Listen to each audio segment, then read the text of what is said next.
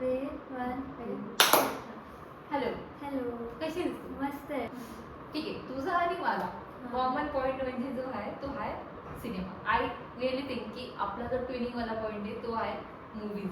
We love to discuss about movies. आपल्याला मूवीजबद्दल बोलायला आवडतं, त्यांच्या काय गोष्टी आहेत काय नाही आहेत, प्लस नेगेटिव्ह, कुणी काय काय कामं केलेत, कशी केलेत, त्या पद्धतीने स्टोरी टेलिंग होती एका सिनेमामध्ये. तो तर आपला beyond any kind of discussion. एखाद्याच आपण तेवढं गर्ल्स वाईफ मध्ये मॅच नाही होत, बट त्या पॉईंटला नक्की मॅच होतो. आणि तो एक पॉईंट आपला असा होता का आपण खूप बोलायचो आणि आपल्याला रिअलाइज ओ आपले सगळे फिल्मचे चॉईसेस खूप सारखे आहेत. सो हा बेसिकली पॉडकास्ट त्यासाठी की आपल्याला काही गोष्टी अनकवर होत्या त्या आपल्या आणि डिस्कवर होत्या, त्यालाच आपण सगळ्यांसमोर सांगू. आणि आपण असं बोललो पण आहे. मला असं आठवतंय की आपण आपल्या सगळे कन्व्हर्सेशन रेकॉर्ड करूया. आपला जो बसवाला कॉन्व्हर्सेशन आहे PMTC बस मध्ये लास्ट सीटला होऊन जे आपण कॉन्व्हर्सेशन केलं रेकॉर्डिंग रेकॉर्ड होतो ऑफिशियली, त्याला कुठेतरी डॉक्युमेंटेड होतो. So it's very good to have that in experience. So basically मला त्याबद्दल सांग, तू काय कोण आहेस? सो माझं नाव सायली महाजन आहे आणि मी अमरावतीची आहे सिनेमाची. पण मला खूप इंटरेस्ट होता व्हिडिओग्राफी, सिनेमॅटोग्राफर तर मी अजून झाली नाही कारण की त्याला खूप नॉलेज आणि खूप लागतं. पण एक बेसिक काइंड ऑफ व्हिडिओचं थोडं मी शिकत होते आता सध्या. सो अमरावतीला तेव्हा एवढं नव्हतं जेव्हा मी अमरावती सोडून इकडे आली. आता तर मला आयडिया नाही करायची, आता अमरावती खूप डेव्हलप झालं आहे तिथे. पण जेव्हा मी आली तेव्हा तेव्हा नव्हतं तिकडे. सो मला हे सगळं शिकायचं होतं. तर बेस्ट प्लेस तर मुंबई आहे ना. नक्की. त्यामुळे मग मी मुंबईला गेले आणि मग छोटे छोटे इंटर्नशिप केले, थोड्या स्टुडिओमध्ये इंटर्नशिप केले आणि असं करत करत आता मी थोडंसं एक बेसिक अंडरस्टँडिंग नॉलेज केलं. बेसिकली तू स्वतःला काय समजते, म्हणजे एक बेसिक प्रश्न विचारला, तू काय आहेस? एक सायली हे तुझं नाव झालं, तुझी आयडेंटिटी झाली, आधार कार्डवर तुझं नाव सायलीचं, बट ते नाही, तू स्वतःला ॲज अ पर्सन काय समजते? वॉट एका वर्डमध्ये किंवा एका लाईनमध्ये डिस्क्राईब करायचं झालं? ओके. तसं तर मला ना असं पहिल्यापासूनच लहानपणीपासून खूप असं सवय होती की छोट्या छोट्या गोष्टी रेकॉर्ड करायच्या. फुल आलं आहे तर फुलाचा फोटो काढ. ते युजली सगळेच करतात की नवीन फुलाला फुलाचा फोटो काढ वगैरे. पण ते मला खूप आवडायचं. थोड्या थोड्या सगळ्या गोष्टी आहेत तेव्हा मी थोडे व्हिडिओ काढून घ्यायची, मग त्याचे रील बनवायची. मग आताही मला असं आवडतं की मध्ये तर मी पुण्याला आली होती तर मध्ये मंडईत गेली होती तर तिथली वाईफ, तर मी त्याचा एक असा छोटासा असा फोटो काढला तिथली वाईफ. तर बेसिकली मला ते वाईफ कॅप्चर करणं वगैरे आवडतं आणि लोकांचे इमोशन्स वगैरे असतात ते जेव्हा दिसतात ते छान वाटतं मला की हा इमोशन आहे, मग त्याचा फोटो काढा, व्हिडिओ काढा, ते मेमरी सेव्ह राहील असं. मध्ये मी ससूनटाक पण गेली होती मुंबईला, ते एक फिश मार्केट आहे. तर तिथली पण मला असं वाटलं यार वाईफ कॅप्चर झाली पाहिजे. तर बेसिकली माझं असं नसतं की मला खूपच मोठे व्हिडिओ बनवायचे किंवा मोठं, मला असं खूप त्या जागेची वाईफ कॅप्चर करायला, इमोशन्स त्या जागेचे कॅप्चर करायला खूप आवडतं. सो माझी आयडेंटिटी ती Sayali equals to wife. Emotions wife लोकांना. ओके, इमोशन्स नक्कीच 101% I agree on that point. एक आर्टिस्ट किंवा एक क्रिएटर म्हणून इमोशन्स नसतील तर तुम्ही काहीच प्रेझेंट नाही करू शकणार जगासमोर. सो वाईफ मॅच करणं किंवा वाईफ क्रिएट करणं हा तुझा एक बेसिकली इंटेन असतो कुठल्या गोष्टी. म्हणजे मला एखाद्या गोष्टीची वाईफ आवडली की ती छान वाईफ आहे आणि माझी कनेक्ट होते. मला माणसं लोक अशी वाईफ खूप आवडते की तिथे छान साधे माणसं, साधे लोक आणि ते आपलं काम करत आहे. काही काही लोक असे असतात ना की आपलं छोटंसं काहीतरी पॉटरीचं काम करत असतात पण ते पण एवढं मनापासून. तसं आपण तांबटळी गेलो, तांबटळीचा एक्सपिरियन्स ग्रेट. ते तांबटळी गेलं तर तेव्हा कसं होतं ना की सगळे तांबट्यापासून ते बनवत होते. कोणाला असं नव्हतं की आम्हाला खूप पैसे कमवायचे, पण ते मनापासून ते काम करत होते. तिथे ते एक वाईब होती, ते भांड्यांचे आवाज, ते साधे लोक, त्यांचे ॲटमॉस्फिअर होतं, त्यांचं कम्युनिकेशन झालं माणसांचं. आणि ते स्वतः पण आपल्याला केवढे सांगत होते ना की आम्ही त्यांच्या स्टोरी शेअर करत होते की आमच्या काळी असं होतं असं वगैरे. तर ते सगळं मला छान वाटलं. तेव्हा असं वाटलं की याचा व्हिडिओ आपण बनवू शकतो. सो मग जेव्हा मला असं वाटतं की या जागेच मी कनेक्ट होऊ शकत आहे की माझ्या वाईफ, तर मी त्याचा व्हिडिओ बनवायचा प्रयत्न करते. हां, मग तुला तुझ्या काइंड ऑफ गोष्टी काय आहेत की तू ह्या गोष्टींना बघते की मला ह्या गोष्टीमध्ये आवडतं? म्हणजे मी असं जनरली विचारते की तू नेचरपासून स्टार्ट केलं की एकदा आपण फुल बघितलं, फुलाचा फोटो काढला, पण over the period of time तुझी काहीतरी स्पेसिफिक झालं असेल की मला ह्या टाईपचेच आवडतं या टाईपचं आवडतं हां मला तसं डॉक्युमेंटरी फिल्म मेकिंग आवडतं खूप जास्त करायला, कारण की मी मध्ये मेळघाट वगैरे पण गेली होती. तर तिथले लोकांची त्यांची वेगळी स्टोरी आहे, त्यांची वेगळी लाईफस्टाईल आहे, तर ती सगळी रेकॉर्ड करणं. आणि असं पण झालं ना आताशी जसं परत जर आपण तांबटळीकडे शिफ्ट गेलो तर असं होतं की ती त्यांनी आपल्याला बघ तेव्हा सांगितलं होतं की ही गोष्ट आता संपणार आहे, लास्ट लास्ट जनरेशन, आणि कदाचित तिथे तांबटळी आता दिसणार पण नाही. नक्की हां तर असं असेल तर कदाचित मी तर त्याचे व्हिडिओ बनवेल तर काही तिथे काही इम्पॅक्ट होईल त्या गोष्टीवर. खूप मोठा इम्पॅक्ट नाही पण छोटासा काही इम्पॅक्ट ऍटलीस्ट त्यांची नेक्स्ट जनरेशन ट्राय ट्राय करेल, किंवा ती गोष्ट डॉक्युमेंटेड राहील राहील. कुठेतरी की पहिले इथे अशी जागा होती आणि असं. मला पण असं वाटतं की over the period of time असे तुमच्यासारखे जे क्रिएटर्स जे काय काय गोष्टी अनहिडन म्हणतो आपण, आजकाल नवीन टर्म आहे त्याला, अनहिडन गोष्टी काढून घेतात लोकांसमोर दाखवतात, त्यावेळेस बाकीच्या लोकांनाही कळते की अरे अशी कुठली गोष्ट एक्झिस्ट करते. So that is the point of communication. मला असं वाटतं की एका पॉईंट थ्रू दुसऱ्या पॉईंटला ते ऑटोमॅटिक कम्युनिकेट होते की असं काहीतरी घडतंय. काहीतरी घडतंय. So, अजून पण मी आळंदीवर पण नक्कीच, डॉक्युमेंटरी हां. बनवली होती. आळंदीवाला एक्सपिरियन्स. हां, तर तेव्हा तर मला असं कॉलेजचं एक प्रोजेक्ट होतं जे करायचं होतं, ग्रॅज्युएशन प्रोजेक्ट. तर माहीत नाही मला असं डोक्यात माझ्या आईने मला सजेस्ट केलं की आळंदी म्हणून जागा आहे, मी तिथे गेली आणि तिथे अजूनही लहान मुलं घाटावर बसून सकाळी 4 वाजता उठून प्रॅक्टिसला घालतात. आणि मग माझं असं झालं की बापरे, अजूनही ते जसं त्यांचं ट्रेडिशन, त्यांचं कल्चर, ते वारीला पण जातात, लहान लहान मुलं वारीला जातात. आता असं कुठे मला दिसलं नाही. मग मी तिथे गेली तर मला कळलं अरे इथे शाळा आहे, म्हणजे ते कल्चर जपायच्या शाळा आहे. त्यामुळे मला असं वाटलं की त्याच्यावर एक डॉक्युमेंटरी बनवून मी असं प्रेझेंट करू शकते. तर तेव्हा तर ती माझी बेसिक लेवलची डॉक्युमेंटरी, कदाचित ते आता पण बनवेल तर प्रोफेशनली चांगली बनवेल. फर्स्ट ट्राय होता. फर्स्ट ट्राय होता तो. अच्छा. मग त्यावेळेस काय नॉलेज होतं सिनेमॅटोग्राफी नाही. और रेकॉर्डिंग व्हिडिओज कसं नाही, शूट नाही, करतात तेव्हा काहीच एवढं नॉलेज नव्हतं मला. जनरली माझं असं झालं की झालं तर झालं, नाही झालं नाही झालं, असं असं म्हणजे हां. पण मला असं वाटलं की जर डोक्यात थॉट आलाय तर त्या थॉटवर काहीतरी अप्लाय करायला पाहिजे, म्हणजे काही विचार आलाय तर आपण करून बघायला पाहिजे. तेव्हा तर मला काहीही नॉलेज नव्हतं, 1% काही माहीत नव्हतं. मी असाच कॅमेरा उचलला माझा आणि गेली. तेव्हा पहिले काही आठवडे फक्त रिसर्च केला की कोण कसं आहे, किती शाळा आहे, किती वयोगटाचे मुलं जातात, कितपर्यंत मुलं शिकतात, किती वर्षाचे मुलंपर्यंत शिकतात. आणि मग स्कूलिंगबद्दल थोडं इन्फॉर्मेशन काढली सगळी. मग बघितलं की समजा इतक्या शाळा आहे, मग सगळीकडे जाऊन विचारलं की माझी डॉक्युमेंटरी आहे तर मी बोलणार का याच्यामध्ये. तर जे लोक बोलले त्यांचं मी रेकॉर्ड करून घेतलं की हां. तर असं सगळे रेकॉर्ड करत गेले की शाळेमध्ये प्रत्येक जायचं, विचारायचं की माझं असं डॉक्युमेंटरी स्वतःसाठी बनवायचे, तर तुम्ही त्यात काहीतरी बोलाल का. तेव्हा असं प्रत्येकाकडे जाऊन ज्यांनी इंटरव्ह्यू दिले त्यांच्या सगळ्यांचे मी रेकॉर्ड केले. अच्छा. मला तुझ्या जर्नीबद्दल सांग. पॅरेंट्सचे काय एक्सपेक्टेशन होते तू हा डिसिजन घेतला की तुला हे करायचं? स्टार्टिंगला त्यांना एवढं समजत नव्हतं. जेव्हा मी सगळ्यात स्टार्टिंगला म्हटलं तर त्यांना असं वाटलं होतं की काय होईल वगैरे असं. पण मग नंतर त्यांना कळत गेलं की हिला जेन्युइनली इंटरेस्ट आहे, की म्हणजे मी सतत फोटो क्लिक करत आहे, सतत व्हिडिओज काढत आहे. मग त्यांना असं वाटलं की हिला एक चान्स तरी देऊन बघावा की काय करत आहे, एका वर्षाचा टाईम दिला आणि याच्यामध्ये काय काय करू शकते. मग त्यांना जेव्हा मी स्वतःची डॉक्युमेंटरीमध्ये तेव्हा तेच स्टॉप झाले. त्यांना माहीत नव्हतं माझा स्वभाव. त्यांना असं वाटतं मी खूप शांत आहे, कोणाशी बोलू नाही शकणार आहे. मी तशी होती पण जेन्युइनली. तर हे डॉक्युमेंटरी वगैरे तर उलट एक असं चांगला माझ्यासाठी झालं की त्यामुळे मी लोकांशी बोलायला लागली. कम्युनिकेशन स्किल माझं वाढलं, लोकांशी कसं बोलायचं वगैरे हे सगळं माझं स्किल वाढलं. आणि खूप साऱ्या गोष्टी शिकायला मिळाल्या. स्वतः कॅमेरा शिकायला, ऑडिओ शिकायला मिळाला त्याच्यातून. बेसिक गोष्टी शिकायला मिळाल्या, असं खूप हे नाही. तर मग त्यांना असं वाटलं की अरे इथं मुलगी बोलते, जाऊन विचारते, करते. तर त्यांना ते वाटलं की अरे आहे हिच्यामध्ये काहीतरी, हे तर हिला एक चान्स दिला पाहिजे असं. ओके. मग त्यांनी ट्रायल पिरियड दिला की बाबा 1 वर्ष ट्राय कर, कर. झालं तर कंटिन्यू, अदरवाईज दुसरं आहे ते बघूया. अदरवाईज मी शिफ्ट होणार होती युएसमध्ये.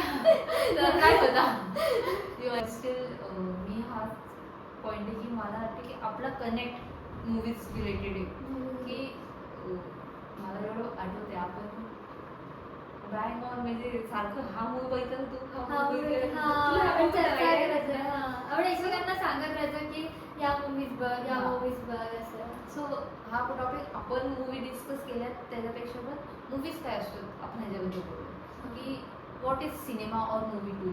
एक सिनेमा म्हणजे काय तुझ्यासाठी? सिनेमा म्हणजे मला असं स्पेसिफिक डेफिनेशन नाही. डेफिनेशन आहे जस्ट की सपोज माझ्यासाठी cinema is learning lessons from life. अच्छा. मी माझ्या स्वतःचा एक्सपिरियन्स कमी पडतो कधी कधी कारण मी तेवढं एक्सपोजर घेत नाही. हा, हा. माझ्यासाठी सिनेमा म्हणजे मी दुसऱ्यांच्या आयुष्यात घडलेल्या एक्सपिरियन्सवरनं काय काय शिकते, माझे काय काय थिंकिंग प्रोसेस होते, थॉट प्रोसेस होते, मी त्यांच्या पर्स्पेक्टिव्हने समजून घ्यायचा प्रयत्न करते. मग ते एखादा एक वेगळा पर्स्पेक्टिव्ह मला समजून घ्यायचा असेल तर मी सिनेमा बघते. Because as a person I don't really think की माझ्याकडे तेवढं चांगलं कनेक्ट आहे की मी सोशली तेवढं कम्फर्टेबल नसते की कनेक्शन बनवायला किंवा काइंड ऑफ एक कॉन्व्हर्सेशन ठेवायला असं आता आपण जे करतोय तेवढं कम्फर्टेबल नसते. पण आज कसं वाटतं बिकॉज सेम मला मोजक्याच लोकांमध्ये चांगलं वाटतं, सगळ्या लोकांमध्ये चांगलं वाटत नाही. बिकॉज मी एक वन अँड वन मी चांगलं बोलतो पण ग्रुप जसं येतो ना आय एम लाईक की I am not going to take a part असं होतं माझ्याकडनं. बट माझ्यासाठी सिनेमा काय आहे की एक कधी कधी माझ्यासाठी एक्सकेप पण आहे. मी रियालिटी पण एक्सकेप पण सिनेमा बघते. म्हणजे एक डिल्युजन मध्ये जातो आपण, एक डिल्युजन क्रिएट करतो आपल्या इमॅजिनेटिव्ह माइंडमध्ये तिथं आपण विसरून जातो. ते 2 ते 3 तास मूवीज बघतो तसंच असतं. 2 ते 3 तास नंतर ते 1-2 दिवस पण त्या कॅरेक्टर आपल्यामध्ये राहतो. त्यांनी तो डायलॉग बोलला ना, त्यांनी तो असं बघितलं ना, त्याचा जो लुक होता ना, तो सीन अरे यार तो सीन तो राहतो आपल्या मनात. खरंच राहतं. बरोबर. इवन वी कांट एक्सप्रेस की आपण घरी शेअर नाही करतो, बाहेर शेअर नाही करतो. तो जो कॅरेक्टर आहे त्याचा काय तो सेन्स घेतो आपण आणि तो कुठेतरी डिपेक्ट करतो आपण. त्या व्यक्तीसमोर नाही करत ज्या व्यक्तीसमोर आपण बघितलंय बाकीच्या समोर करतो. सो माझ्यासाठी सिनेमा म्हणजे एक्सेप्ट म्हणजे आपण लाईफ पासून रिअलिटी पासून त्याला एक्सेप्ट करायचं और एक न्यू पर्स्पेक्टिव्ह समजून घ्यायचा प्रयत्न करण्यासाठी सिनेमा बघतो. करेक्ट. तुझ्यासाठी काय माझ्यासाठी तर सिनेमा एक स्टोरी टेलिंगचा एक मीडियम आहे, टूल आहे. म्हणजे की एखाद्याकडे खूप चांगली स्टोरी आहे त्याला असं वाटतं ही स्टोरी लोकांनी बघायला पाहिजे तर ती स्टोरी सांगण्याचा एक सिनेमा एक टूल आहे. मग त्याच्यामध्ये सगळे कॅमेरा आहे, साऊंड आहे, साऊंडमधून पण एक मूवी बनू शकते की फक्त रॉ साऊंड यूज करून एक फिल्म बनू शकते. येस येस त्यात डॉक्युमेंटरी तर लाइटिंग थ्रू स्टोरी टेलिंग करू शकता. कॅमेरा अँगल्स कॅमेरा मुवमेंट्सवरून तुम्ही एखादी स्टोरी डिपेक्ट करू शकता. जेव्हा खूप सिरियस सीन असतात तेव्हा खूप स्लो शॉट्स असतात, इमोशन्स दाखवायचे आपल्याला तेव्हा खूप स्लो घेतात की एखादा खूपच मूवी आहे जी खूपच अशी हे इमोशनल आहे तर शॉर्ट्स असे स्लो असतात. तेच जर फायटिंगचे सीन असेल आणि असे तर कट फास्ट होतात. सो हे एक अशी गोष्ट आहे की कोणाला एखादी खूप मनापासून म्हणजे तिची आजी आपल्याला गोष्ट सांगते ना तर तिची मीडियम असायची की व्हॉइस हा मीडियम असायचा तिचा की ती आपल्याला सांगायची ना आपण त्या गोष्टींमध्ये खूप रमून जायचं. आई बाबा आजी कोणी पण जी गोष्ट तसा सिनेमा एक असं टूल आहे की एखादा लेखक आहे रायटर आहे त्याला एक आयडिया आली आणि त्याला लोकांपर्यंत ती स्टोरी पोहोचवायची तर तो ते यूज करतो. ते सगळे मीडियम यूज करून त्याची एक स्टोरी क्रिएट करतो आणि तो आपल्याला ती स्टोरी सांगतो बेसिकली मी पण तेच शोधत असते की मला एखादी वेगळी स्टोरी मिळते बघायला.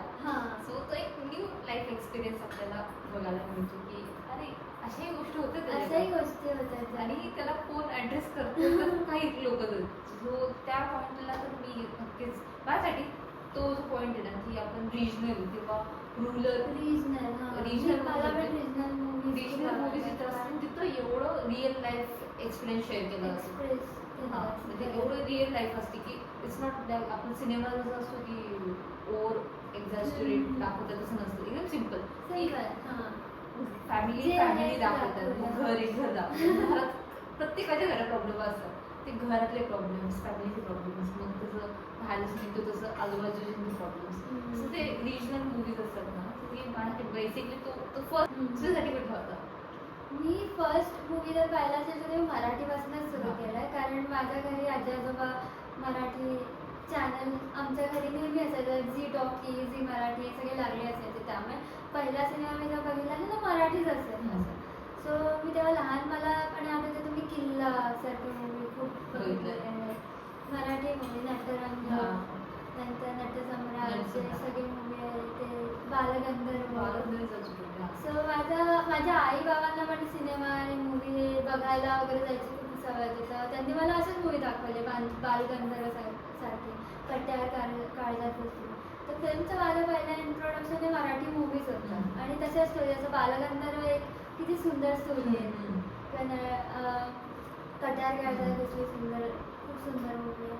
मग त्यावेळेस तुला स्टोरी टेलिंग हा पॉईंट माहिती होतं? नाही तेव्हा एवढं नाही कळायचं. त्यावेळेस पॉईंट तू व्हिडिओज वगैरे बघायची? तेव्हा मी फक्त ती खूपच लहानपणीची गोष्ट झाली. म्हणजे जेव्हा शाळेत 10वीत असेल 8वी 9वी तेव्हा एवढा काही माहित नव्हतं की हेच करायचं आहे आपल्याला, हेच करायचं. हा तो पॉईंट नाही.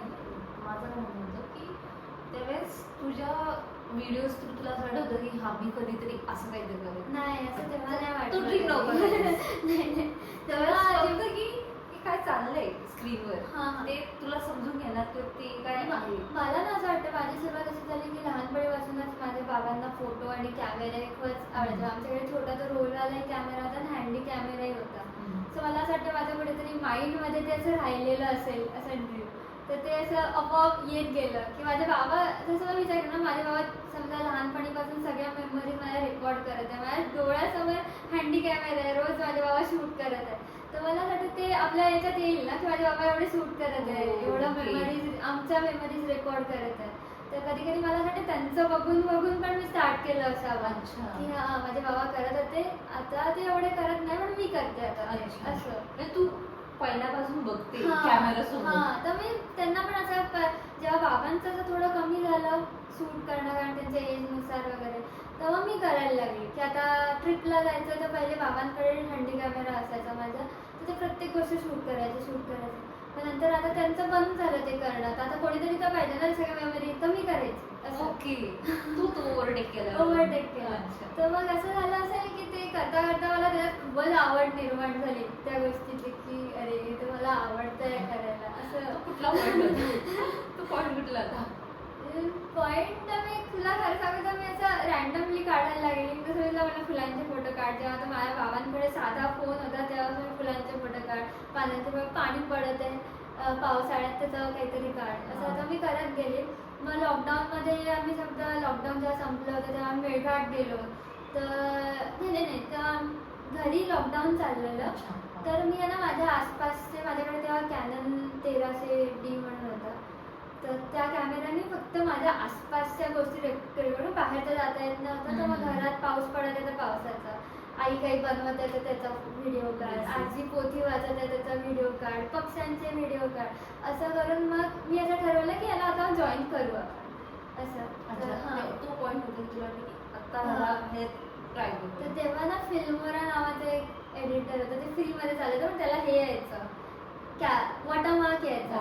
मी म्हटलं जाऊ दे, आला तर आला वॉटरमार्क म्हणून मग मी ते सगळे त्याच्यात लावून दिले व्हिडिओ आणि त्याचा एक असं जॉईन करून आईबाबांना दाखवला की घरातले छोट्या छोट्या मुवमेंट, पक्षी उडत आहे, नळ चालू आहे पाण्याचा, पेपर फेकत आहे कोणीतरी, न्यूजपेपर, आजोबा न्यूजपेपर वाचत आहे, चहा पिते आजोबा, अशा सगळ्या मेमरी रेकॉर्ड केल्या, त्याचा असं व्हिडिओ बनवला आणि दाखवला. मग सगळ्यांचं तुला लावलं सेन्स चांगला आहे, सेन्स चांगला आहे असं मग सगळे म्हणत गेले, आपल्याला एनकरेजमेंट होते ना की चांगलं आहे आपलं, चांगलं आहे आपलं, असं करत करत मध्ये सुरू झालं.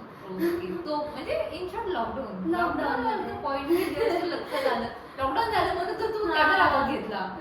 लॉकडाऊन थोडं उठल्यावर आम्ही चिखलदऱ्याला पण गेलो होतो. मग तिथे पण मी छोटे छोटे असं काही नाही, स्टोरी काही सांगायची असं काही उद्देश नाही. त्यावेळेस व्हिडिओ रेकॉर्ड करून ठेवायचे, मग त्याला रील बनवून असं लावून द्यायचं, बस एवढंच. म्हणजे असं आपण पहिल्यांदा मूवीज बघतो किंवा काही वर्षांपर्यंत बघतो ना, मला तेवढा अनुभव आहे. मी पण स्टार्टिंगला मराठी मूवीज बघितले, नंतर हिंदी पण बघितलं. तोपर्यंत मला तरी माहिती नव्हतं की स्टोरी टेलिंग नावाचा असा काही प्रकार असतो, त्याच्यात प्रत्येक गोष्टीच्या पाठीमागे सेन्स असतो, त्याचा मिनिंग असतो. त्यावेळेस नव्हतं कळत, पण त्यावेळेस जे काही चाललं असतं ना स्क्रीनवर, ते बघून आपण त्या सिच्युएशन मध्ये स्वतःला एखादा कॅरेक्टर ॲडॅप्ट करतो की हा मी असते तर मी ह्यासारखं वागले असते, मी त्यासारखं वागले असते, मी असते तर मी नक्की ह्यासारखं बोलले असते. समजलं, कनेक्ट करतो. स्टार्टिंगली त्यावेळेस असं नव्हतं की स्टोरी चालली आहे, काहीतरी हे काहीतरी ते नाही. स्टार्टिंगला असं असतं की काहीतरी चाललंय आणि I am a part of it. I am like a certain kind of person who is playing that character, जो तसं वागतोय. मी ना एक असा कोड आहे, मी स्टार्टिंग पासूनच आहे ना, स्टार्टिंग पासूनच ना कॅरेक्टर्सच्या मागे आलो.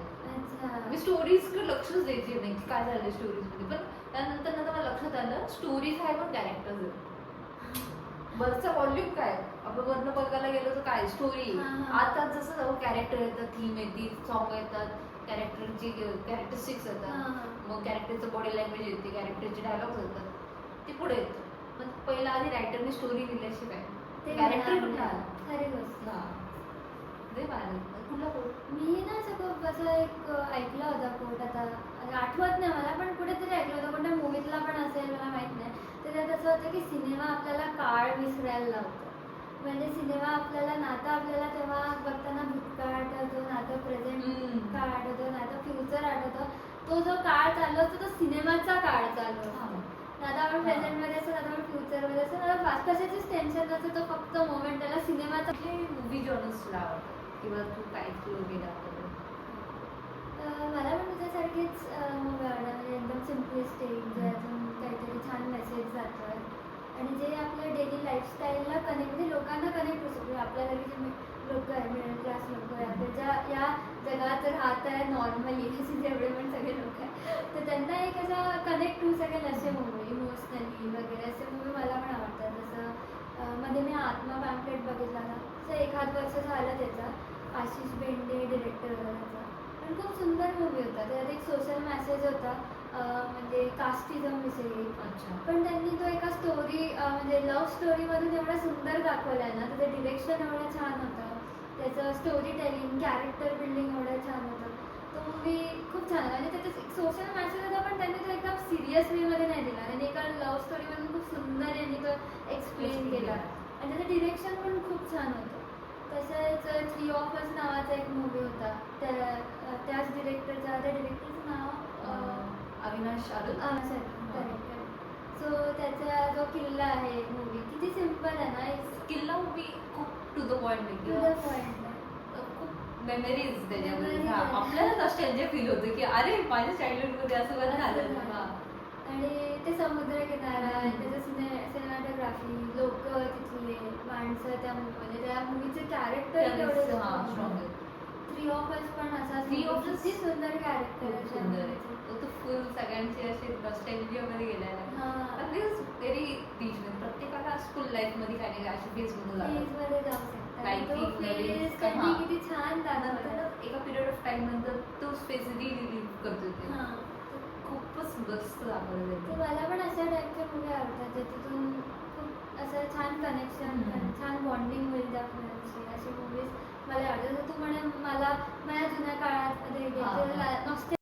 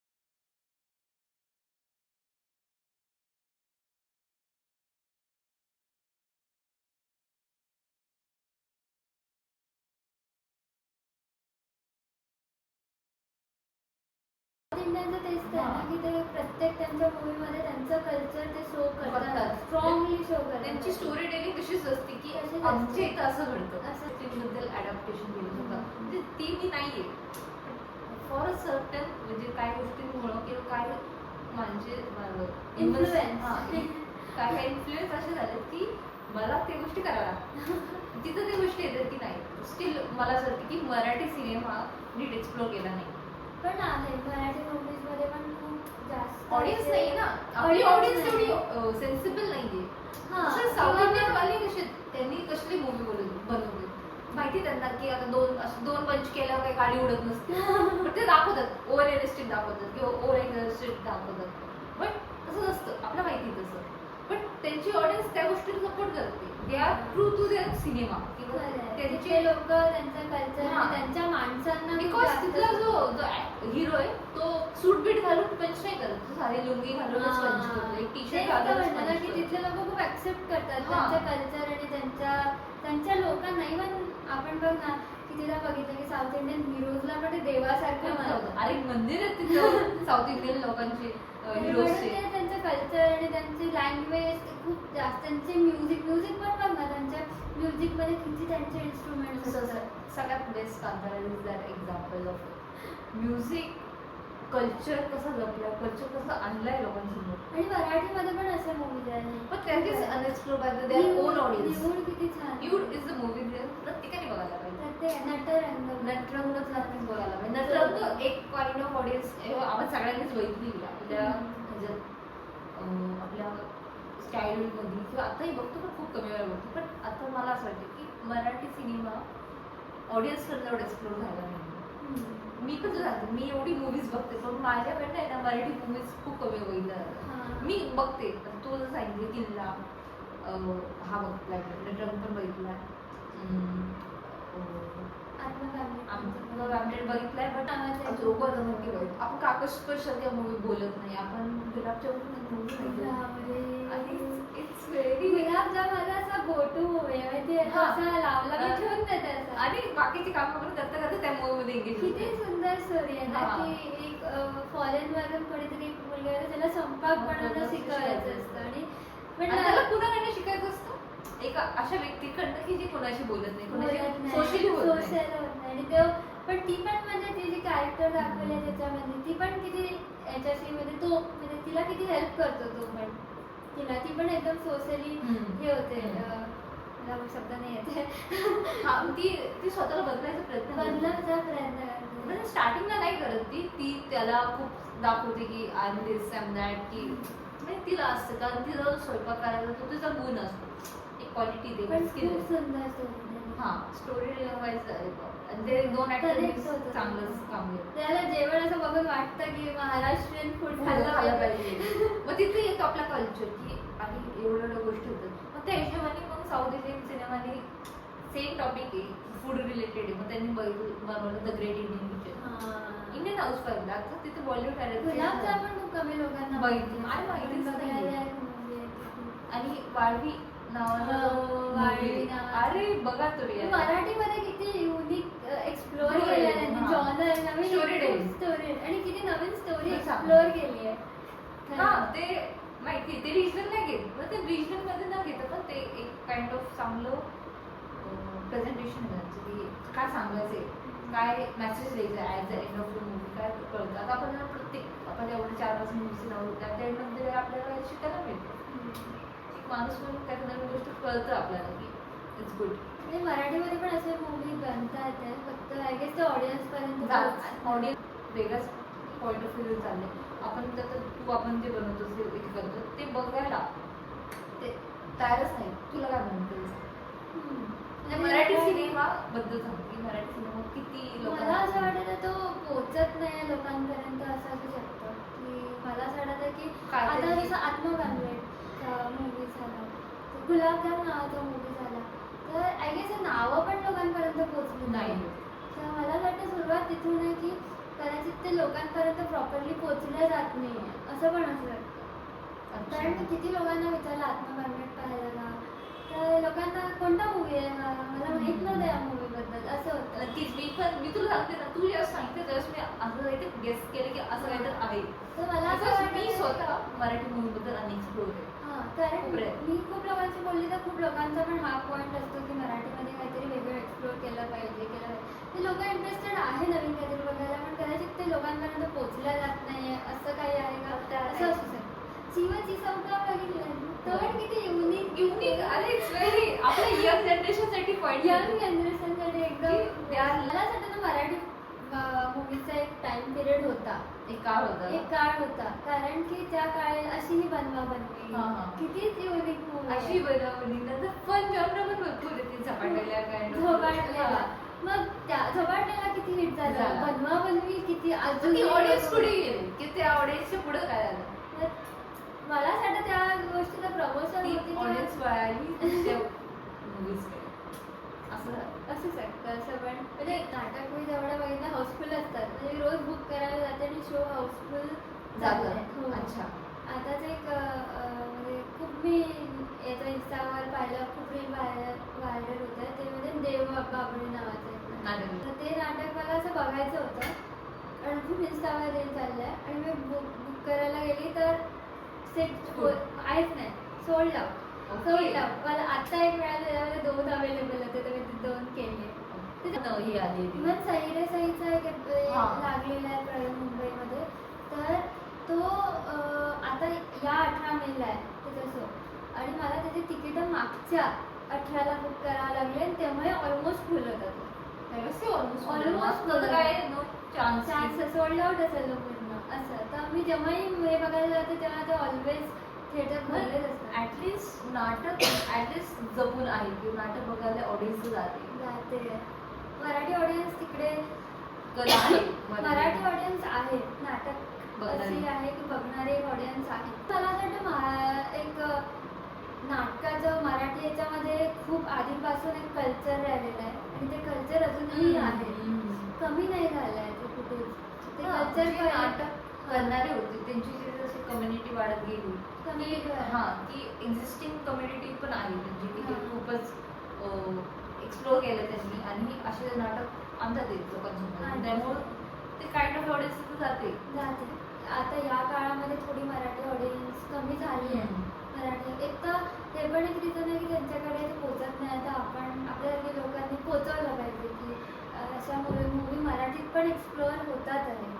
आणि सेकंड गोष्ट म्हणजे कदाचित ऑडियन्सची शिफ्ट झाली आहे, तिला आपल्याला थोडं आपल्या मराठी मूवीज आहे या गोष्टींना त्यांना थोडंसं हे करावं लागेल की सांगावं लागेल की मराठीचा पण एक असा जॉनर आहे पण तो आपण सांगणार कसं असं एक गोष्ट. आपल्या पॉडकास्ट थ्रू. नक्कीच प्लीज ऑडियन्स नक्कीच बघा. पण पॉडकास्ट पण हा पॉडकास्ट मला पण वाटते की एक काइंड ऑफ आपण सांगू शकतो की प्रत्येक नवीन दिवशी की तुम्ही ही मूवी बघितली का, त्याचा इनपुट काय तुमच्या आयुष्यात काय इम्पॅक्ट झाला आपण सांगू शकतो. छावा सिनेमा जो झाला त्याचे डायरेक्टर मराठी होते, मग ती मूवी मराठीत का नाही झाली? हिंदी ऑडियन्सला पोहोचण्यासाठी झाली किंवा मास कम्युनिकेशन किंवा मास ऑडियन्सला पोहोचण्यासाठी तरी झाली. पॅन इंडिया जो टर्म असतो की सगळ्या हिंदी अशी कॉमन लँग्वेज आहे की प्रत्येकाला कळते, ॲटलिस्ट समजून देईल. हां, मला असं वाटतं की एक तर त्याला बॉलिवूडच्या लोकांचा एक कन्सेप्ट होता की म्हणजे कोण आपण असं नाही म्हणू शकत ना हा कॅरेक्टर मराठी आहे की शिवाजी महाराज किंवा संभाजी महाराज मराठी आहे तर आम्ही हिंदीमध्ये. डायरेक्टर म्हणजे ती खूप मोठी म्हणजे तो सिनेमांबद्दल हां, पण मला असं वाटतं त्याला जसं काही मला रॉंग नाही वाटलं. मला असं माझा पॉईंट ऑफ व्ह्यू मला असं वाटलं की बरोबर आहे, हिंदी अशी लँग्वेज आहे जी सगळ्या लोकांपर्यंत इझिली पोहोचू शकते. तर आता कसं तू असं एक्झाम्पल असेल की मल्याळम लोक तर मल्याळममध्येच मूवी बनवतात. म्हणजे केरळचे जे लोक आहेत ते त्यांच्याच लँग्वेजमध्ये किंवा साऊथ इंडियन लोक त्यांची लँग्वेज असतात.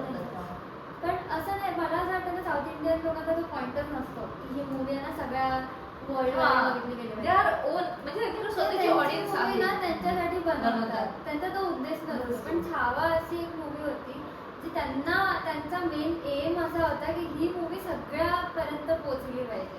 म्हणजे त्यांचा आय गेस बनवण्यामागचा असा उद्देश असेल की ही मूवी अख्ख्या इंडियातल्या सगळ्या लोकांना कळली पाहिजे.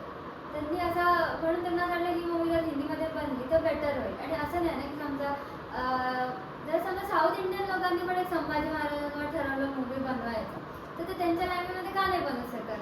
उलट चांगलंच आहे ना. तर तिथं आहे ना डबिंग सिस्टीम आहे अख्खी आपल्याकडे, डब करणारी कंपनी चालतात त्याच्यावर. हा, पण मला असं वाटतं इथे जास्त कनेक्ट होतं ना जेव्हा कनेक्शन चांगलं आहे. हा, आणि असं काही मला वाटत नाही, असं लँग्वेज वरून भांडण्यात काही मला असा उद्देश वाटत नाही. मला असं वाटत आहे उलट चांगलं झालं की एक संभाजी महाराज इतका हिट गेला तो मूवी, इतका हिट झाला. विचार कर किती साऱ्या लोकांना संभाजी महाराजांबद्दल कळलं असेल. मग ते लँग्वेज बॅरियर त्याच्यामध्ये नाही आला पाहिजे की आम्ही साऊथ इंडियन आहे तर हे साऊथ इंडियनमध्ये लोक साऊथ इंडियनच वागतात तर मी पण असंच केलं पाहिजे, असं काही कंपल्सरी नाही. जर त्या डिरेक्टरला असं वाटलं असेल की माझी स्टोरी मला हिंदीमधून सांगायची तर त्यांनी ती सांगितली असं. ओके. तुला असं वाटलं की तुला ती स्टोरी मराठीतून सांगायची आहे मग तू मराठीतून सांगायची. म्हणजे तुला असं वाटलं की तुझी स्टोरी आहे ना, तुला याच्यातले कॅरेक्टर मराठीमध्ये जास्त करून दिसतील म्हणून तू मराठी. तुझं थ्री ऑफ अस मूवी त्यामध्ये ते किती मराठी कॅरेक्टर होते, गाव पण मराठी दाखवलं, रत्नागिरीतला. ती मूवी तर मराठी बनायला पाहिजे होती पण ती हिंदीमध्ये बनली. त्यांनी लँग्वेज बॅरियर नाही आणलं. त्याला असं वाटलं की माझी स्टोरी आहे ना या हिंदी लँग्वेजमध्ये जास्त चांगली एक्सप्रेस होऊ शकते तर तिने ते केलं. त्याचं डिरेक्टिव्ह डिरेक्टरचा तो एक पर्स्पेक्टिव्ह आहे की माझी ही पण कंटाळ्याच्यातून कोणत्या टूलमधून, हा टूलमधून छान दिसेल, या टूलमधून छान दिसेल, ते कलेक्ट केलं आणि त्याचं बनवलं असं. तर मला थोडंसं ऑफेन्सिव्ह वाटतं बिकॉज आय थिंक की हा तिथं परत येतो की ठीक आहे बाकीच्या मूवीज ह्या मूवीज असतात ना बेसिकली कॅरेक्टर डिव्हिजन असतात जसं की संभाजी महाराज खूप मोठे आहेत. त्यांच्यासाठी आपण असं वाटत होतं मला की एनी हाव तो पॉईंट मराठी लँग्वेज इम्पॉर्टंट आहे, कोणती पण लँग्वेज म्हणजे समजा मदर टंग इम्पॉर्टंट आहे. पण मला असं नाही वाटत की barrier म्हणून नाही लागत. हां त्याच्यामुळे बाकीच्या लँग्वेजमधला मी बघणार नाही किंवा असं असं माझ्या पर्स्पेक्टिव्हमध्ये नाही. माझ्या पर्स्पेक्टिव्हमध्ये असं आहे मला असं वाटतं की मला करेक्ट वाटतं की त्यामुळे संभाजी महाराजांबद्दल एवढ्या लोकांना कळलं तर ती ग्रेट ऑडियन्ससाठी केलं अशी गोष्ट आहे. मी त्यामध्ये लँग्वेज ठेवणार नाही. मला असं वाटतं आहे की एवढ्या इंडियामध्ये इतक्या लँग्वेज आहे, इतक्या भाषा आहे तर असं ही माझी लँग्वेज असं नाही करू शकत आपण. सगळं की हे आपण तिथे राहतोय तर मला वाटत आहे की आपण रिस्पेक्ट केला पाहिजे एखाद्या स्टोरी टेलिंग जो पर्सनचा की त्यांनी त्याला ज्या वेमधून सांगायचे त्यांनी सांगितले. नक्कीच लँग्वेज हा बॅरियर नसायला पाहिजे बट काइंड ऑफ प्रमोशनल वाटतं मला असं वाटतं माझं पर्सनल ओपिनियन. नाही एक तुला तू कसं मला मी ऍक्च्युली तुझ्या लिस्टमध्ये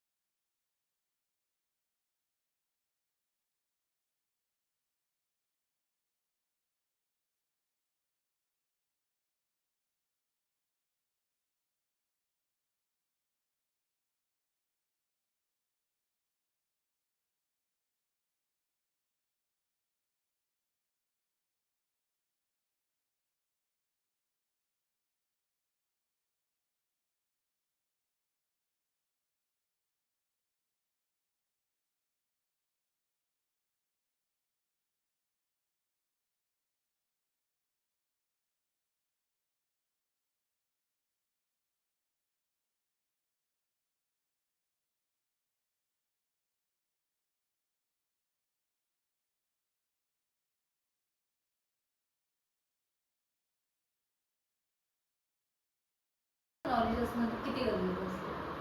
अँगल्स तर मॅटर करतात. म्हणजे आता आपण आपलेच एक्झाम्पल घेऊया तर पॉडकास्ट शूट करायला आपल्याकडे खूप लिमिटेड सोर्स होते तर आपल्या जितके सोर्स मध्ये होते तितकं आपण ट्राय केलंय. करायचं. पण हा म्हणजे आता समजा एखाद्या फ्रेम मध्ये आता एम्प्टी वाटत आहे तर आपण थोडे झाडं लावले, थोडं लाईटचा इश्यू अजूनही आहे पण आपण विंडो ओपन ठेवून लाईटचा ट्राय केला. तर व्हिज्युअल मॅटर करतात जास्तीत जास्त. तर फ्रेमिंग तर स्ट्रॉंग पाहिजे. कधी कधी असं पण होतं की फ्रेमिंग थ्रू पण निगेटिव्ह इमोशन चालले जातात. जसं असं असेल की फ्रेम आहे आणि ती व्यवस्थित नाही कट असं झालं तर व्यवस्थित नाही झाली म्हणजे स्पेसिंग व्यवस्थित नाही आहे तिची, वरची स्पेस नाही खालची, तर ती एन्झायटी शो करते किंवा एन्झायटी किंवा हे म्हणजे ज्या कॅरेक्टरला कधी कधी असे मूवीज पण असतात मी बघितल्या ते समजा जर असं कॅरेक्टरचं असं फ्रस्ट्रेशन किंवा एन्झायटी दाखवायचं असेल तर फ्रेम थोडीशी आडवी तिडवी किंवा कट व्यवस्थित नसते ती, त्याचा हेड कट झाला आहे, खूप असं परफेक्ट शॉट नाही आहे त्यावर तेव्हा ते रूल ब्रेकर म्हणून चांगलं आहे. किंवा कधी कधी असं कॅमेरा शेक पण दाखवतात की हा माणूस अँशियस आहे किंवा खूप रागात असेल तर कॅमेरा थोडा शेकी दाखवतात. तर हे सगळं तेव्हा जातं. तर कधी कधी जर असं असेल की मोमेंट एकदम सिम्पल आहे, खूप इमोशन आहे त्या सीनमध्ये आणि त्या सीनमध्ये आपण फ्रेमिंग व्यवस्थित नाही लावली तर ऑडियन्सपर्यंत ती वेगळ्याने पोचू शकते. त्याला कधी कधी अनइझी फील होऊ शकतं किंवा कधी जर वाईट फ्रेम असेल तर समोरच्याला अनइझी फील व्हायला लागतं. तर ते इमोशन कदाचित वेगळे पोचतील असं. तर त्यामुळे फ्रेमिंग आणि कॅमेरा, लाईटिंग, साऊंड हे सगळे मी रील पण पाहिली होती कशी की एक नॉर्मल असा व्यक्ती आहे जो एका मुलाला असं उचलतो आणि तो चाललाय तर त्याच्या मागे एक नॉर्मल साऊंड लावलाय तर असं वाटत आहे की तो मुलाला हेल्प करत आहे.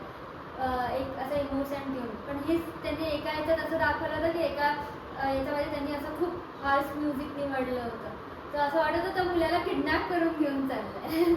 फर्स्ट तुम्हाला एक प्लेन दाखवलं मूवी क्लिप त्याच्यामध्ये नॉर्मल एक असा की एक मुलगा आहे तो त्याला चॉकलेट देतोय आणि तो चॉकलेट माणूस त्या मुलाला चॉकलेट देतो ते सिम्पल म्युझिक लावलंय असं सिम्पल असं वाटत तो माणूस त्या मुलाला हेल्प करत आहे लाडाने चॉकलेट देत आहे. पण दुसऱ्याच सेम सीन मध्ये त्या माणसाने असं चॉकलेट देत आणि त्या मुलाने त्याच्या मागे असं थ्रिलर दाखवलं तर असं वाटत तो माणूस त्याला किडनॅप करायला लागला. सो या सगळ्या गोष्टी फ्रेमिंग खूप इम्पॉर्टंट. किंवा तुझा फ्रेम नीट नाही लावली कधीतरी आणि ती खूप अशी वेगळीच अरेंज असेल किंवा स्पेसिंगच व्यवस्थित नाही आहे तर कदाचित ते लोकांपर्यंत वेगळं इमोशन जाऊ शकतं लोकांपर्यंत. मला तो इंटरेस्टिंग पॉईंट वाटला म्हणजे की एक फ्रेम खूप काय काय सांगतो खूप सांगते की स्पेसिंग जास्त असेल तर ते एन्झायटी शो करते काइंड ऑफ डिस्कनेक्ट ऑड असेल डिस्कनेक्ट फील करून देते ऑडियन्सला वेगळा मेसेज जाऊ शकतो. आपण पण त्या गोष्टीचा विचार करतोच. एक बेसिक फोटो टाकायच्या आधी पण म्हणतो की नाही यार हे असं झालं नाही यार तर तसं झालं. ऑडियन्सला त्या गोष्टीचं नॉलेज आहे म्हणून त्यांच्यासाठी आपण ती गोष्ट करतो. पण ते असं फ्रेम करतो ना ते कॅरेक्टरला किती तो सीन इम्पॉर्टंट त्या हिशोबानेच करतो ना. हां ते पण नसतं की आता एक कॅरेक्टर जास्त इम्पॉर्टंट आता आपण असे काय फोन लावले की एक सेंटर अँगल आहे आणि पण एक तू माझ्यावर लावले कारण की तुला मला जास्त शो करायचं आहे म्हणून तू आपल्याकडे 2च कॅमेरा फोन होते आयफोनचा मग आपण काय केलं मला जास्त इम्पॉर्टंट दिलं कारण तुला माझा इंटरव्ह्यू घ्यायचा आहे. हेच मी असं केलं असतं की 2 कॅमेऱ्यात एक सेंटर लावला आणि एक तुला लावला तर असं वाटलं असतं की मी इंटरव्ह्यू घेते आणि तू सांगतेस उलट वाईस वर्सा. पण आता असं आपण हे लावलं तर असं वाटत आहे की बरोबर वाटत आहे की तू माझा इंटरव्ह्यू घेते मी जास्त फ्रेम मध्ये दिसते कटमध्ये तर लोकांना असं कळेल की तुझा इंटरव्ह्यू माझा इंटरव्ह्यू झालाय तर हे मॅटर करतं. हेच मी तुला असं लावलं असतं तुझ्यावर मेन फोकस दिला असतं तर असं वाटलं असतं की मी तुझा इंटरव्ह्यू घेतला तू गेस्ट आहेस कॅरेक्टरच्या हिशोबाने किंवा तसं आपले गेस्ट आहे कॅरेक्टरच्या हिशोबाने फ्रेमिंग होते. पण परत तो पॉईंट आला की टेक्निकल गोष्टीमध्ये आपण साऊंड फ्रेम सेल म्हणतो ॲज अ पर्सन तुम्हाला त्या स्टोरी किंवा स्क्रिप्टमध्ये किती इन्वॉल्व पाहिजे की त्या गोष्टीचं मॅटरच राहतात की मला टेक्निकल गोष्टी येतात मला थोडं तिथं नॉलेजेबल गोष्टी किंवा ऑन द स्पॉट क्रिएटिव्हिटी व्हायची की मला स्क्रिप्ट माहिती मला टेक्निकल पॉईंट्स माहिती की इथं कॅमेरा लावायचं इथं लावायचं हा कॅरेक्टर असं नाही असं होणार.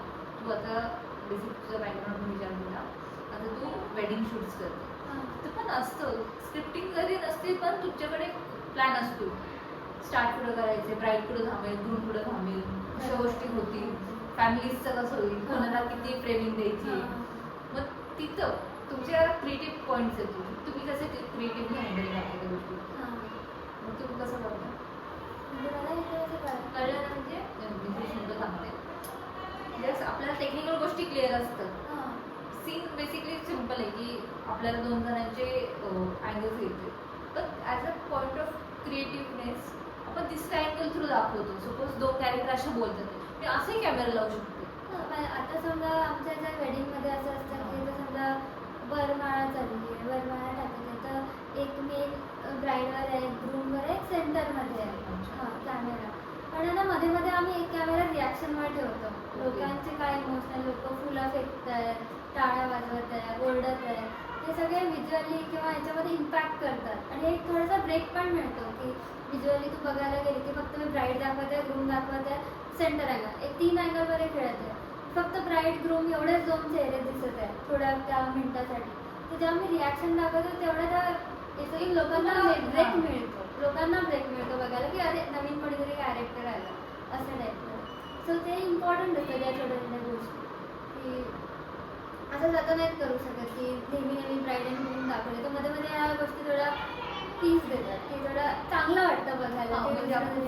बघतो नेहमी आणि असं लोकांना इन्फॉर्मेशन पण कळते की आसपास पण लोक आहेत, इन जनरल ॲटमॉस्फिअर सराउंडिंग करते की काय काय चाललंय, आसपासचे लोक कसे आहेत. तर फिल्ममध्ये पण मॅटर करत असेल की 2 कॅरेक्टर आहे पण बॅकग्राऊंडमध्ये कोणीतरी दिसतंय, त्याच्यावरनं कॅरेक्टर होऊन तुमच्याकडे दिसतंय किंवा बॅकग्राऊंडमध्ये काही प्रॉप्स ठेवले आहे वगैरे, हे सगळ्या गोष्टी इम्पॅक्ट करतात की लोकांना हे अंडरस्टँड करायला की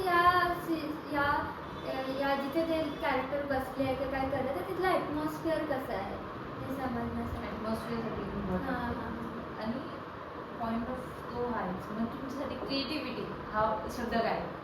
क्रिएटिव्हिटी म्हणजे क्रिएटिव्हिटी म्हणजे what is creativity for you? It is subjective और ऑब्जेक्टिव्ह, कसं आहे? जे आपण आता डिस्कस, क्रिएटिव्हिटीला नेहमी सब्जेक्टिव्ह असते. क्रिएटिव्हिटी का खूप साऱ्या गोष्टी आयुष्यामध्ये खूप सब्जेक्टिव्ह असणार. असं काही हे नाही की तुला हा फॉन्ट आवडतो मला हा फॉन्ट नाही आवडत, ते पण सब्जेक्टिव्ह तुझ्या याच्यामध्ये UX मध्ये किंवा याच्यामध्ये ते आपण असं डिसाईड नाही करू शकत हे छान आहे हे वाईट आहे. काही लोकांना काही अशी स्पेसिफिक ऑडियन्स असेल. आता समजा आपण इमोशनल, आपण दोघे असे लोक आहेत ज्यांना आर्टिस्टिक फिल्म्स आवडतात आपल्या दोघांना. ते मला मी आता all me imagine as a light movie बघितला, खूप सुंदर मूवी होता, एकदम आर्टिस्टिक मूवी होता. पण काही काही लोकांना तो बोर होऊ शकतो कारण की त्यांचा तो जॉनर नसू शकतो, खूप स्लो पिच, स्लो मूवी आहे. तर कोणाचं नसेल की एवढं स्लो गोईंगमध्ये एवढे स्टेडी सिम्पल असं बघायची सवय असेल, त्यांना कदाचित तो बोर होऊ शकतो. हे सगळं काही सब्जेक्टिव्ह आहे की या लोकांना ही फिल्म आवडते, ह्या कॅटेगरीला हे फिल्म आवडते, त्यामुळे आपण असं डिसाईड नाही करू शकत. त्यामुळे आर्ट असं हे नाही आहे की मी केलेलं सगळ्यांना आवडायला पाहिजे असं नाही. It's very subjective. त्यामुळे आर्टमध्ये हेच इम्पॉर्टंट असतं की तुम्ही तुमच्या डोक्यामध्ये जे आहे ते सेल्फलेसली टाकणं, त्याच्यामध्ये काही एक्सपेक्टेशन नाही ठेवायला पाहिजे की या मला काहीतरी थॉट आला मी तो लोकांना सांगितलं, तर ज्या लोकांना आवडला, ज्या लोकांना नाही आवडलं नाही आवडलं. तर त्यामुळे हे असंच राहणारी गोष्ट आहे. मग आता तुझं म्हणजे आपण इमोशन पर्सन्स किंवा आपल्या इमोशन्स नंतर तुला इमोशन पोर्ट्रेट करायचं असतं, सांगायचं असतं, दाखवायचं असतं, कसं दाखवते? काय काइंड ऑफ एक चालतं आपल्या मनात डोक्यात की मी सध्यापर्यंत तर असे डॉक्युमेंटरी टाईपचे फिल्म बनवले. मी एकदम असं सेटअपवाले फिल्म मग तू एकदम सटल वे सांग. तर मोस्टली माझा जेव्हा आता जर एक्सपिरियन्स केलं तर मी डॉक्युमेंटरी बनवते तर ते लोकांचे इमोशन आपोआप दिसतातच. त्यामुळे त्यांना असं काही एक्स्ट्रा नाही करावं लागत मला की हां तुम्ही हे क्रिएट करून द्या किंवा. त्यामुळे मला त्याचा एक्सपिरियन्स नाही आहे की सेटवर कसं इमोशनल शो करतात वगैरे, पण डॉक्युमेंटरीमध्ये आपोआपच दिसून जातं जेव्हा तुम्ही लोकांशी कनेक्ट करता. लोकांशी त्यावेळी डॉक्युमेंटरी करायला पण लोकांशी तेवढं बोलावं लागतं, त्यांना वेळ द्यावा लागतो की ते आपल्याशी कनेक्ट होईल. जेव्हा ते आपल्याशी कनेक्ट होतात तेव्हा ते आपल्या लाईफमधलं सगळं आपल्याला सांगतात. मग तो पॉईंट एक मग ते त्यांच्या सगळ्या इमोशनल गोष्टी वगैरे सगळं ते त्याच्यात मांडतात. मग तेवढा पॉईंट येईपर्यंत तेवढा त्या माणसांसोबत वेळ घालवावा लागतो, त्यांच्याशी बोलावं लागतं, कनेक्ट व्हावं लागतं, या सगळ्या गोष्टी कराव्या लागतात. त्यांना सतत त्यांच्या आवडीच्या गोष्टी, त्यांच्याशी त्यांच्यासोबत जेवण बनवणं, त्यांच्या घरी राहणं, त्यांच्यासोबत जेवणं, हे सगळ्या काही गोष्टी करत गेल्या की आपोआपच एक 4-5 दिवसात कनेक्शन निर्माण होतात. मग ते आपल्याला इमोशनल गोष्टी शेअर करतात. तर माझा एक्सपिरियन्स हा होता. वेडिंगमध्ये तर असं असतं की ऑलरेडी ते 2 कपलच एवढे इमोशनल असतात ना, त्यामुळे एक्स्ट्रा काही करावं नाही लागत. ते इमोशन काढण्यासाठी त्यांना बेसिक पण क्वेश्चन विचारले की तुमची स्टोरी सांगा, तुमच्या लाईफची, किंवा पहिले कसं होतं, मग तुम्हाला काय काय फेजमधून जावं लागलं, तुमच्यासाठी प्रेम काय आहे, ते क्वेश्चन विचारले की त्यांच्या तेव्हा तो एक इव्हेंटच एवढा इमोशनल आहे ना की त्याच्यामध्ये आपोआप हे लिहून जातं. अच्छा, तू आता सध्या काम करते तर तुला इमोशन्स इझिली मिळतात किंवा तुला एक्सप्रेसिव्ह ऑलरेडी लोक आहेत लोक किंवा ज्या लोक तिथे पण असं कनेक्शन कधी कधी शोधावं लागतं की कोणाचं कनेक्शन. त्याच्यामुळे मी वेडिंग शूट करायला गेले तर मला कधी कधी ऑब्झर्व होतं की अरे या ब्राईडचं आपल्या बहिणीशी रिलेशन खूप स्ट्रॉंग आहे. तर मग ते पकडायचं की हां, हिचं कनेक्शन आहे ना हिच्या बाबांपेक्षा हिच्या आईशी किंवा बहिणीशी जास्त आहे. मग बरोबर त्यांना आधी जाऊन क्वेश्चन विचारायचे असं. किंवा कधी कधी असं असतं की आई पण नाही, बाबा पण नाही, फॅमिली रिलेटेड नाही, कोणीतरी एक फ्रेंड असतो त्याच्याशी तिचं बॉन्डिंग खूपच छान असतं. बरोबर त्याला पकडून क्वेश्चन विचारायचं असं. तर मग कधी कधी वेडिंगमध्ये पण आपल्याला दिसतं की या दोघांचा बॉन्डिंग आहे ना खूप चांगला आहे. तर बरोबर त्याचा इंटरव्ह्यू घ्यायचा किंवा ब्राईडला तिच्याविषयी विचारायचं असं. तर मग तो आपोआप एक इमोशनल कनेक्शन निर्माण होतं. इंटरव्ह्यूचा आउटकम काय असतो, काय काय हिशोबाने तुला म्हणजे क्वेश्चन्स विचारले पण पुढं काय होतं? हो, कधी कधी असं होतं की रडून देतात ते वगैरे असं होतं. तुम्ही कॅप्चर करताय? हां, कॅप्चर करते. ओके. मग बिहाइंड द सीन्स काय चाललेलं असतं की काय गोष्टी होतात? वेडिंग फार असं वेळेला खूप धावाधावी पळापळी खूप असते कारण खूप मोठा असतं ना वेडिंग इव्हेंट. ते थोडं हेक्टिक आहे वेडिंग, पण ज्यांना आवडतं त्यांना आवडतं. माझ्या ते स्टाईल अशी नाही आहे. मला डॉक्युमेंटरीज खूप आवडतात. मला एवढं लोकांना आणि प्रोफेशनल लोकांसोबत काम करण्याची एवढी सवय नाही आहे, पण मला माझी स्टोरी माझ्या वेमध्ये सांगायला आवडते. की मला असं वाटलं की या मोमेंटला गिम्बल होऊ शकतो तर मी करेन. मला जास्त डॉक्युमेंटरीजमध्ये थोडं सेकी फुटेज किंवा रॉ फुटेज असं चालतं की एवढं मॅटर नाही करत, कारण की आपण रियालिटी शो करत असतो ना, तिथे रॉ ऑडिओ, रॉ मोमेंट्स हे सगळं छान वाटतं आणि मला तेच आवडतं. मला जसं आहे तसं दाखवायला जास्त आवडतं. ही लाईफ अशी आहे तर ही लाईफ मी अशीच दाखवणार, त्यामध्ये ॲडिशनल काही नाही करणार, ती माझी स्टाईल आहे. त्यामुळे मला डॉक्युमेंटरीज जास्त आवडतात. पहिला डॉक्युमेंटरी एक्सपिरियन्स तुला? आनंदीचा तुला शेअर करू. बट तू पाहिलेला की डॉक्युमेंटरी करायच्या आधी तू कुठेतरी पाहिली असेल ना? हां, तो मी एलिफंट विस्पर सगळ्यात पहिली डॉक्युमेंटरी पाहिली होती. जे त्यांचं रिलेशनशिप दाखवलं आहे की हत्ती आणि त्यांची केअरटेकर त्याच्यामधला. पहिली डॉक्युमेंटरी फिल्म पाहिली होती.